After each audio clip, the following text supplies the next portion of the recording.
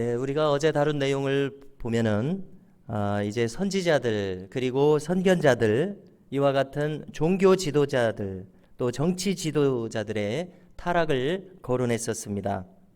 그들은 하나님의 말씀에서 이탈했었기 때문에 올바른 관점을 가질 수가 없었습니다. 현재와 미래를 바르게 진단하고 비전을 제시하는 것이 그들이 해야 할 일이었지만 그렇게 하는 것이 불가능한 자들이었습니다. 왜냐하면 그들은 하나님으로부터 오는 영감이 메마른 자들이었기 때문에 그렇습니다. 오늘 내용도 이제 어제 내용에 이어서 타락한 정치 지도자들, 법관들, 그들이 잘못 행한 것을 지적합니다. 15절을 보니까 자기의 계획을 숨기는 정치 지도자들이 있다고 말합니다. 그들은 스스로 생각합니다.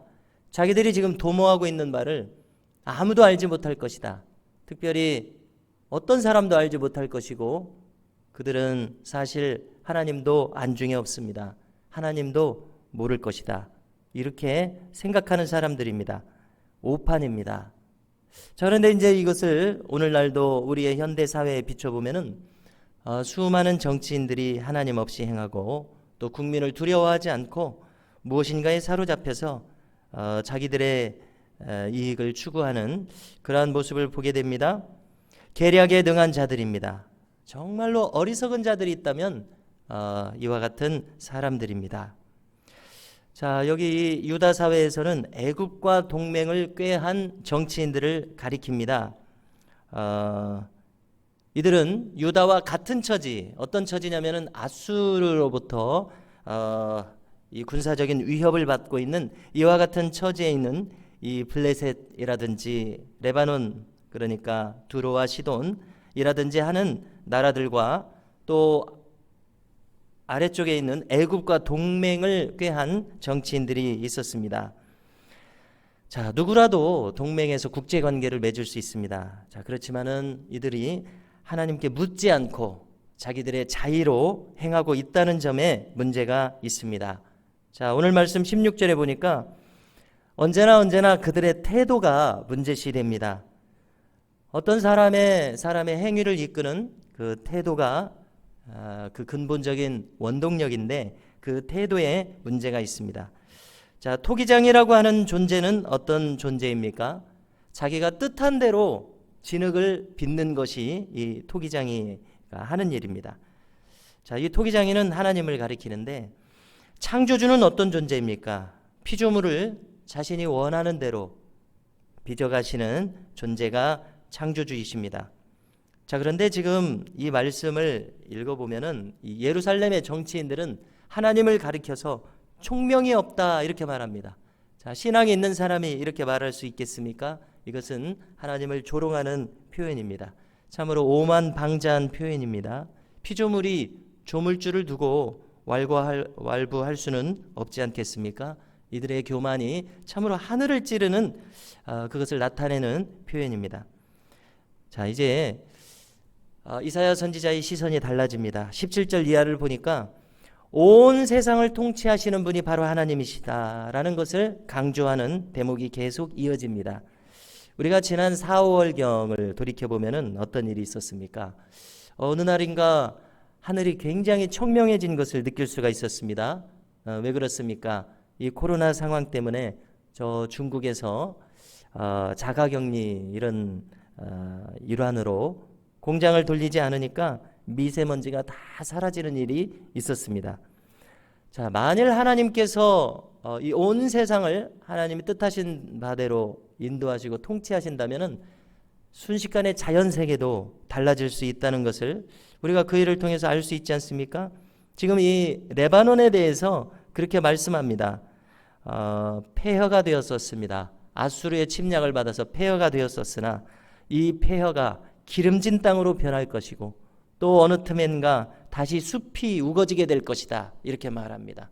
자연 세계를 다스리는 하나님께서 당연히 인간 세계도 다스리시죠. 18절에 보니까 그렇게 하나님의 말씀을 못 알아듣는 사람들이 많았지 않습니까? 그래서 예루살렘과 유다가 멸망한 것입니다. 심지어 선지자, 선견자들도 맹인이 되어버렸지 않았습니까?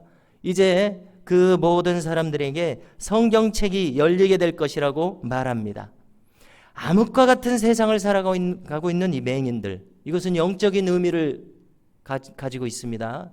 그들이 영적으로 눈멀어 버렸는데 그런 사람들도 이제 똑똑히 보게 되는 새로운 세상, 신천신지, 새하늘과 새 땅이 오게 될 것이다 말합니다. 왜 그렇습니까? 하나님께서 그들의 마음에 임하셔서 하나님 말씀을 열어주시기 때문에 그렇습니다. 자, 우리 이사야 선지자 이 이사야서가 굉장히 많은 내용을 다루고 있습니다만은 이 장 안에서는 참 요약적으로 또 다루고 있습니다. 19절에 보니까 역시 구원을 받는 사람은 어떤 사람입니까? 자, 많은 내용을 다뤘습니다. 그러나 구원을 받는 사람은 어떤 사람이라고 아주 간단하게 말하고 있습니다. 구원받는 사람은 겸손한 사람인 줄로 믿습니다. 왜 그렇습니까? 하나님을 향해서 마음의 문을 활짝 열어놓은 사람이 겸손한 사람의 특징이기 때문에 그렇습니다.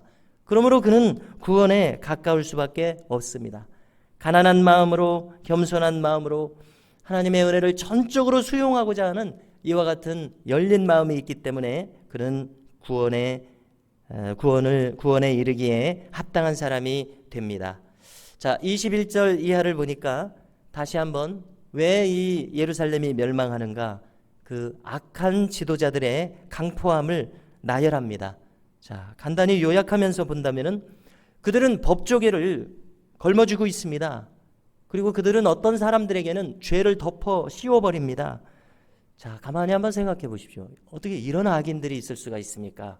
자기들이 이 법이라고 하는 권력을 쥐고서 어떤 사람에게는 죄를 덮어 씌운다고 하니 이와 같은 악한 일이 어디 있습니까? 자기들에게 정말 이 신앙으로 살아가는 이스라엘 사회에서 자기들에게 법이 맡겨졌다면 정말 하나님을 두려워해야 하지 않겠습니까? 그리고 공정하게 법을 집행해야 하지 않겠습니까? 그들의 마음에 하나님이 없기 때문에 이렇게 하지 않았겠냐는 것입니다. 만일 천벌을 받을 일이 있다면 이와 같은 사람들입니다. 자, 멀쩡한 사람에게 죄를 덮어 씌워버립니다. 자, 또 다른 재판관은 다른 재판관을 성문 위에 서서 판단하는 자는 또 다른 이 이스라엘 사회의 장로이죠. 이 상황에서 이스라엘 사회의 장로라고 하는 것은 재판관을 가리킵니다. 또 다른 재판관을 올무에 걸리도록 덫을 놓아버립니다. 무엇을 못하겠습니까? 이와 같은 생각을 가진 사람들이 또 의인을 억울하게 만듭니다. 자, 동서고금을 막론하고 이와 같은 악인들이 그 사회를 쥐고 있다면은 하나님의 이 이사야 선지자를 통한 메시지는 뭡니까? 그와 같은 사회는 멸망하고 심판받을 수밖에 없다는 것을 우리에게 일러주고 있습니다. 이런 사람들을 괴물 같은 인간들이라고 말할 수 있을 것입니다. 이와 같은 사람들이 사회를 어지럽힙니다. 정의가 왜곡된 사회를 만들어버립니다. 자, 이와 같은 것을 다시 한번 선지자가 나열하는 이유는 무엇입니까? 이런 사회를 심판하시고 이제 새로운 사회를 만드실 것을 하나님께서 이사야 선지자의 마음에 심어주셨기 때문입니다. 강포하고 오만한 자, 그들을 다 끊어버리시겠다. 20절에서 그렇게 말씀하십니다. 자, 이제 다시 한번 22절로 24절은 회복되는 이스라엘의 모습을 그려줍니다. 야곱은 이스라엘을 가리키죠. 이 이스라엘은 이제 부끄러워하지 않을 것입니다. 그들의 얼굴에 창백했던 것이 벗겨질 것입니다. 그래서 이제 그들의 후손들은 이와 같은 일을 행하신 하나님, 이렇게 다시금 깨끗한 세상을 만드신 하나님을 거룩하시다 찬송하게 될 것입니다. 정신이 흐려졌던 자들도 총명을 되찾게 됩니다. 원망했던 자들도 말씀의 교훈을 받아서 은혜의 세계 안으로 들어옵니다. 자, 이렇게 이사야 선지자는 반복적으로 장마다 하나님의 회복을 전하고 노래합니다. 자, 당연히 이 하나님의 회복의 비전은 역사 안에서도 이루어집니다. 실현됩니다. 자, 그런데 보다 더 중요한 것은, 우리 자신에게 중요하고 필요한 것은 무엇입니까? 지금 이 현실을 살아가고 있는 우리 자신의 심령 안에서 이와 같은 하나님의 뜻이 이루어지는 것이라고 믿습니다. 우리에게 있어서 흐려졌던 정신이 총명을 되찾고 내 안에 하나님의 말씀이 살아서 역사해야 합니다. 이와 같은 사람으로 우리가 반드시 살아가야겠습니다. 그렇기 위해서는 자, 오늘 말씀도 많은 내용이 있지만 어떤 사람이 구원에 가까운 사람입니까?